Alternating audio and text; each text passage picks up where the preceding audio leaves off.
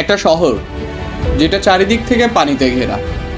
এখানে রাস্তার মতোই নদী আছে, গলির মতো খাল আছে। এই শহর হাঁটতে শেখেনি আগে, ভেসে ভেসেই বড় হয়েছে। এই শহরের মানুষ শিশু বয়সেই নৌকার দোল বুঝে ফেলে, জানে কোন ঢেউ শান্ত আর কোন স্রোত গল্প বলে।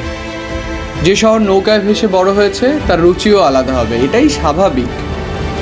এখানকার সকাল শুরু হয় নদীর হালকা শব্দে, দুপুর থামে লঞ্চের হুইসেলে, আর সন্ধ্যা নামে জলের উপর আলো ভেসে ভেসে।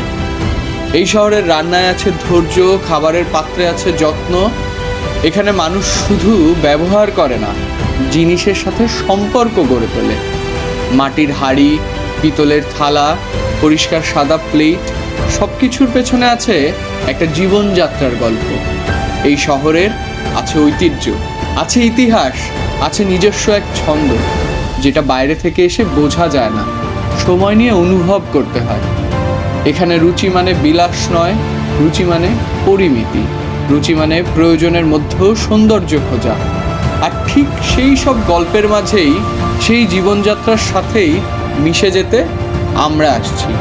বাসনওয়ালা আসছে এই শহরে, শহরকে বদলাতে নয়, শহরের রুচির পাশে দাঁড়াতে, নদীর ধারে গড়ে ওঠা এই সংবেদনশীল জীবনের সাথে একই ছন্দে চলতে। রুচিশীল মানুষের স্পর্শে, ঐতিহ্যের স্পর্শে। বাসনওয়ালা শিগগিরই এই শহরেই।